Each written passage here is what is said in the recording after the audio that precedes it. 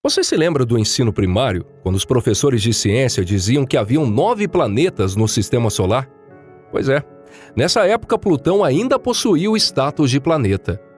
Mas em 2006, ele perdeu esse status, passando a ser considerado um simples planeta anão. Após isso, o mundo foi dividido. As opiniões se dividiram entre especialistas que consideram essa decisão correta e aqueles que odeiam a ideia de que Plutão seja tratado dessa forma. Jim Bridenstine, secretário da NASA, também é um apoiador da segunda opinião, tendo comentado em 2019 que Plutão é de fato um planeta. Mas afinal, qual dos dois grupos estão corretos? Olá, pessoal! Seria ótimo que, assim como no desenho Rick e Morty, pudéssemos perguntar diretamente a um plutoniano. Mas, infelizmente, temos que descobrir por nós mesmos. A propósito, esse é o Pipa, um canal que adora se intrometer nas discussões dos especialistas. Mas afinal de contas, por que Plutão foi rebaixado? E aí, ficou interessado? Então, hora da gente descobrir.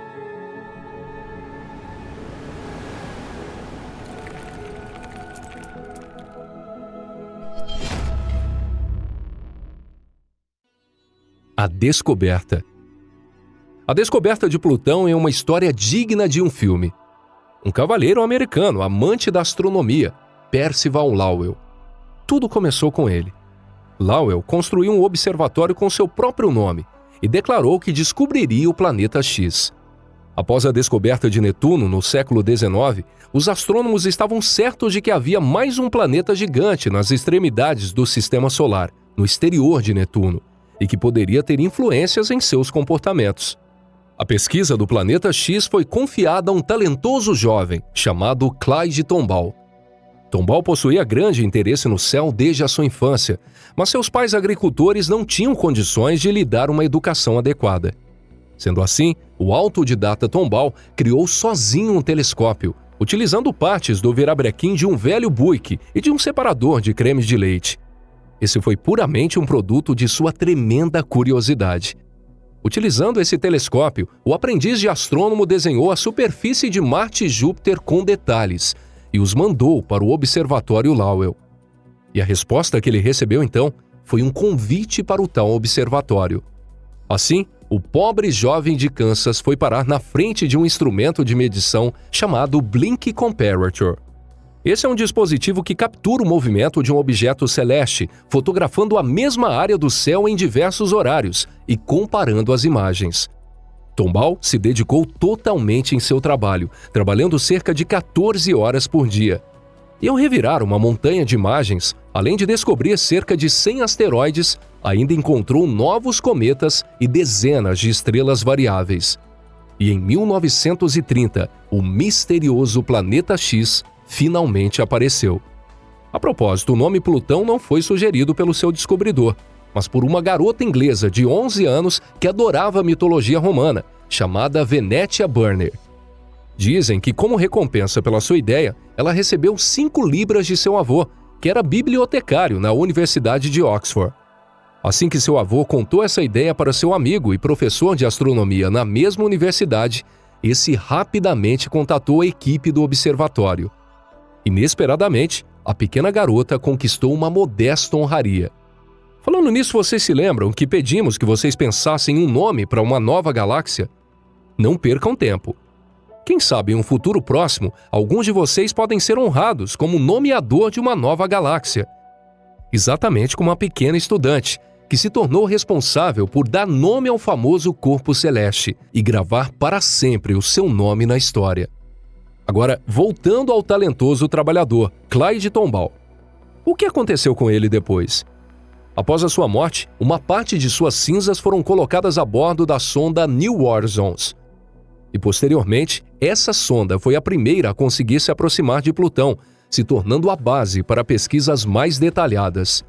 Além disso, Tombaugh também deixou seu nome na famosa área de gelo em formato de coração de Plutão. Agora, por favor, alguém conte essa história para algum roteirista de Hollywood. Quem sabe não surge um filme daí. Características de Plutão. Voltemos a falar de Plutão. Durante muito tempo, os astrônomos não sabiam muito sobre esse corpo celeste. Antes de sua descoberta, Lowell calculou que sua massa fosse cerca de 7 vezes maior que a Terra. Após de fato ser descoberto, especulou-se que sua massa fosse similar à Terra. Mas com a descoberta do satélite Caronte em 1978, finalmente definiu-se a natureza do nono planeta. Na verdade, a massa de Plutão era menos de 1% do planeta Terra e não passava de 2.400 quilômetros de diâmetro. Isso significa que toda a superfície de Plutão é pouco menor que a América do Sul. Como pode? Nem mesmo chega ao tamanho da Lua. Supostamente, o planeta X também deveria afetar gigantes gasosas como Netuno e Urano. Mas a verdade é que para Plutão isso era algo impossível. Além disso, a própria órbita do nono planeta era totalmente diferente dos outros 8 planetas. Ao girar em torno do Sol, ele possui uma órbita alongada e altamente inclinada em relação à eclíptica. A relação entre Plutão e seu satélite Caronte também é bastante incomum. Em tamanho, Caronte chega a ter a metade de Plutão, sendo que a comparação de massa entre os dois está muito distante de uma relação comum entre planeta e satélite. Se colocássemos a massa do planeta Terra como 1, a Lua somente teria 0,0123, mas em Plutão, se a sua massa fosse 1, a massa de Caronte chegaria a 0,12.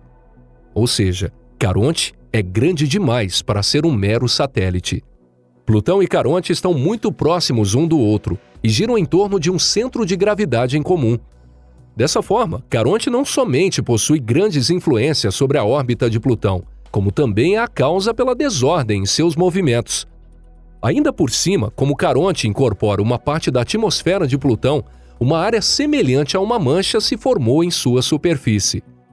Inspirados em O Senhor dos Anéis, os especialistas chamam essa mancha de Mordor. É claro, isso não quer dizer que tenham encontrado orques lá. Como vocês viram, Plutão e Caronte possuem uma relação muito estranha e por essa razão chegaram a ser vistos como um planeta duplo. Mas posteriormente foi encontrado um motivo que nos obrigaria a rever completamente o status de Plutão. O problema foi que Plutão não limpou sua vizinhança de outros corpos celestes e se encontra dentro do cinturão de Kuiper, onde há uma infinidade de corpos de gelo. Mundo de gelo. É dito que no cinturão de Kuiper existem milhões de corpos celestes de composição semelhante a Plutão. Com o aumento da precisão dos telescópios, essa área pode ser observada mais detalhadamente, possibilitando a descoberta de vários outros corpos maiores. Corpos celestes como Orcus, Calwar, Makemake, Haumea e Sedna são pouco menores do que Plutão. E em 2005, aconteceu algo decisivo. A equipe de Michael Brown encontrou no cinturão de Kuiper um corpo celeste chamado Eris. Esse corpo celeste recém-descoberto, apesar de estar muito distante da Terra, parecia muito brilhante. Isso significa que, além de muito grande, a superfície de Eris possui um coeficiente de reflexão, ou albedo muito alto. Através de cálculos, os especialistas chegaram à conclusão de que, ainda que Eris seja completamente coberto de gelo e possa refletir muito bem a luz, seu tamanho deveria ser semelhante a Plutão. Mas apesar de um pouco menor em tamanho, descobriu-se que sua massa era maior que Plutão. Eris possui uma órbita ainda mais alongada do que Plutão. Será que, sendo assim, poderíamos dizer que essa é a descoberta de um 10º planeta? Novo status. Se o mundo científico reconhecesse Eris como um planeta completo, outros corpos semelhantes também deveriam ser reconhecidos. Se fosse assim, atualmente existiriam mais de 20 planetas no Sistema Solar. Mas ao invés disso, a União Astronômica Internacional decidiu optar por um outro caminho. Pela primeira vez, estabeleceram formalmente uma definição de planeta. Ou seja, para ser considerado um planeta, o corpo celeste deve atender a todas as seguintes condições: girar ao redor do Sol, não ser um satélite de outro corpo celeste, possuir massa o suficiente para manter o formato esférico com sua própria gravidade e ter limpado sua vizinhança de outros corpos celestes. Plutão atende facilmente os 3 primeiros itens, mas não se encaixa no último. Enquanto o planeta Terra possui mais de 1.700.000 vezes a massa total dos corpos celestes em sua órbita, Plutão possui somente 7% da massa total dos corpos celestes no cinturão de Kuiper. Assim, Plutão, que teve seu status de planeta retirado, passou a ser classificado em uma nova categoria, chamada planeta anão, e o descobridor de Eris, Michael Brown, passou a ser chamado de homem que matou Plutão. Mas talvez a perda do status de nono planeta deva ser vista de um outro ângulo. Ou seja, pelo ponto de vista de que, na verdade, houve uma melhoria no sistema de classificação dos corpos celestes do Sistema Solar. Nesse novo sistema de classificação, Mercúrio, Terra, Vênus e Marte se tornaram planetas rochosos. Júpiter e Saturno se tornaram gigantes gasosos. Urano e Netuno se tornaram gigantes gelados. E Plutão, por sua vez, se tornou o maior corpo celeste no cinturão de Kuiper. Ou seja, a mudança de status de Plutão não foi uma desculpa para alterar o número de planetas, mas uma forma de mostrar quais grupos de corpos celestes existem no Sistema Solar. Bom, pessoal, por hoje é só. Obrigado a todos vocês por assistirem. Olha, se fôssemos dar a nossa opinião, certamente Plutão está mais feliz em uma nova categoria. Até então, Plutão foi totalmente ignorado pelos grandes e malvados planetas. Mas agora, ele é o rei do cinturão de Kuiper. Bom, talvez Plutão nem mesmo ligue para tudo isso. É uma pena a gente não poder perguntar diretamente para ele, né? Mas e vocês? O que vocês acham? Será que Plutão está contente em ter o seu status alterado? Deixe a sua opinião aqui nos comentários abaixo. E eu vou ficando por aqui, prometendo te ver no próximo episódio aqui no canal Pipa. Um forte abraço e até a próxima. Tchau, tchau.